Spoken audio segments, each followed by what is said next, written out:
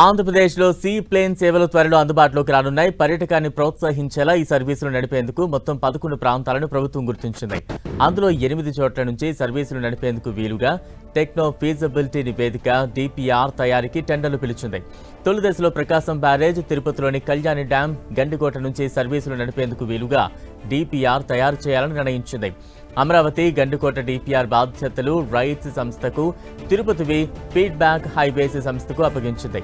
ఆయా ప్రాంతాల నుంచి సర్వీసులు నడిపేందుకు ఆసక్తి చూపిన సంస్థలతో అధికారులు సంప్రదింపులు జరుపుతున్నారు. దేశవ్యాప్తంగా 56 మార్గాల్లో సీ ప్లేన్ సేవలు అందించేందుకు సంస్థల ఎంపికకు కేంద్ర పౌర విమానయాన సంస్థ బిడ్లు విప్పించింది.